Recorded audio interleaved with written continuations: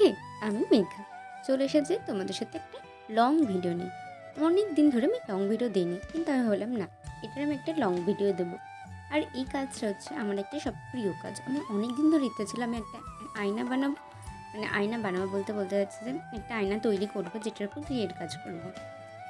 ওকে, তো হচ্ছে প্রথম থেকে দেখতে থাকবো ভিডিওটা, আশা করি ভালো লাগবে এবং শেষ পর্যন্ত দেখার অনুরোধ রইল।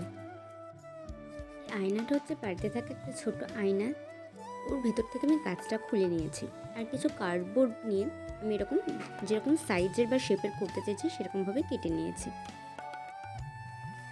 আর আঠা এখানে আমি নর্মাল ফেভিকল ইউজ করেছি। দেখি এই যে ক্লের যে এগুলো গুটিগুলো দেখছো, এগুলো আমি না আগের দিন রাত্রে বানিয়ে রেখে দিয়েছিলাম। ক্লে দিয়ে কাজ করা দক্ষতা আমার নেই, তাই আমি সাধারণত চেষ্টা করেছি যতটা ভালো হবে। এই ভিডিওটা আমি অনেকদিন আগেই করে রেখেছিলাম, তোমরা দেখে থাকবো। আমি শর্টস ছেড়েছি, কিন্তু লং ভিডিও ছাড়বো করে ছাড়াই হচ্ছিল না। অনেক দিন ধরেই ভাবছিলাম এই লং ভিডিওটাকে ছাড়বো, কিন্তু ছাড়া আর হয়ে ওঠেনি, তাই আজকে আমি তোমাদের সাথে শেয়ার করলাম। আর হ্যাঁ, এখানে যে আর একটা ছোটো আয়না দেখছো যেখানে কালারিং ক্লে দিয়ে কাজ করা, ওই কাজটা কিন্তু আমার বোন করেছে। খুব সুন্দর হয়েছে না?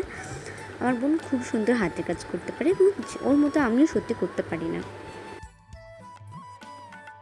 আর এই আয়নার কাজটা করতেও আমার বোন আমাকে অনেক সাহায্য করেছে।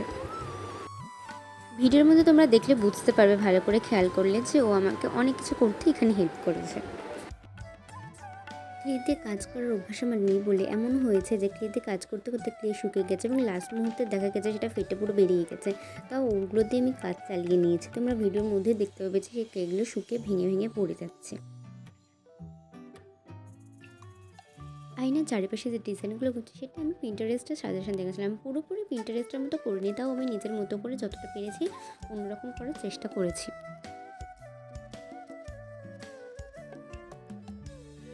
আর হ্যাঁ, এই ক্লেগুলোকে বেশি করে আঠা দিয়ে লাগাতে হবে, তা না হলে শুকিয়ে গেলে এটা খুলে যাওয়ার সম্ভাবনা আছে, যেটা আমার ক্ষেত্রে হয়েছিল। তাই বেশি করে আঠা দিয়ে খুব ভালোভাবে এগুলোকে আটকাতে হবে, যাতে শুকিয়ে গেলেও এগুলো খুলে না যায়। ক্লেগুলোকে লাগানোর পর মানে সব কাজটা হয়ে যাওয়ার পর যদি কেউ কালার করতে চায় তাহলে অবশ্যই দেখবে যেটা যেন ভালো করে শুকিয়ে যায়, তা না হলে কালার করতে গেলে উঠে যাওয়ার সম্ভাবনা আছে। আমি এখানে কালার করার জন্য ফেব্রিক কালার ইউজ করেছি। একটা হচ্ছে ব্ল্যাক কালার আর হচ্ছে গোল্ডেন কালার, তো দুটো কালারের কম্বিনেশনে আমি এটাকে কালার করেছি। লাস্টে ভার্নিশ দিয়ে এটার ফিনিশিং টাচটা দিয়েছি। আমি ভেবেছিলাম হয়তো অতটা আমি ভালো করতে পারবো না, কিন্তু কালার করতে করতে আস্তে আস্তে বেশ ভালোই লাগছিল। যাই হোক, তোমাদের কেমন লাগলো অবশ্যই আমাকে কিন্তু কমেন্ট করে জানিও। আমার তো আমার কাজটা খুবই ভালো লেগেছে। আর হ্যাঁ, ভালো লাগলে অবশ্যই কমেন্ট করে জানিও, লাইক শেয়ার করতে তো ভুলো না। আর যারা আমার চ্যানেলে নতুন তারা প্লিজ আমার চ্যানেলটিকে সাবস্ক্রাইব করে দিও। আজকে এই পর্যন্তই, দেখা হবে পরের ভিডিওতে। বাই।